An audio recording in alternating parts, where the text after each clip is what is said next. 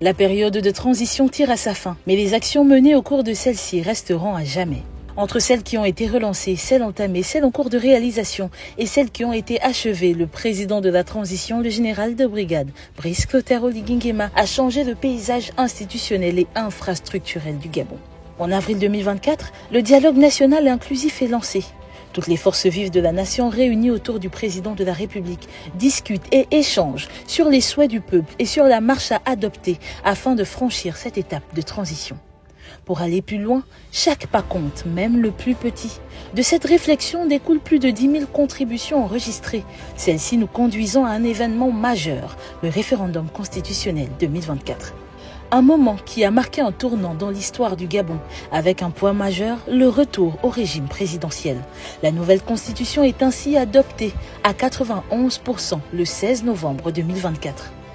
1969, c'est le nombre de kilomètres de routes réalisés à travers le pays par le chef de l'État. Des voiries délabrées depuis de nombreuses années ont fait peau neuve avec l'avènement du CTRI. Suspendues depuis 2017, les bourses des élèves ont été rétablies à leur plus grande joie. 10 mois après le début de la transition, le président de la République signe le rachat d'Assala, une avancée majeure pour notre système économique. 7 milliards de francs CFA pour chaque province du Gabon au cours de sa tournée républicaine, ceci afin de contribuer à l'essor de ces dernières. Son projet de nationalisation du secteur du transport public est en bonne marche avec la première vague de TaxiGab composée de 417 véhicules et la seconde vague composée de 400 véhicules. Cette action est à présent menée de façon conjointe avec la BCEG, la Banque pour le commerce et l'entrepreneuriat du Gabon, lancée par le chef de l'État le 18 décembre 2024 afin de dynamiser l'économie locale à travers un soutien particulier aux petites entreprises. L'excellence, l'excellence et l'excellence.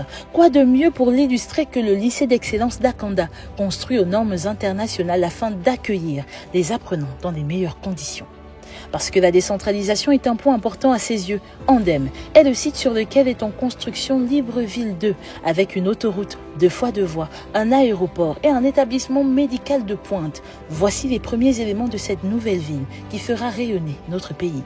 Les marchés CTRI de Lomé et d'Akanda, le paiement des pensions des retraités, l'amélioration des conditions de vie des forces de défense et de sécurité, l'amélioration de l'éclairage public, la coopération énergétique avec la Guinée équatoriale, la Tour H, la zone d'investissement spéciale de la Baie des Rois, le projet Agropag. Tant de réalisations menées en 18 mois.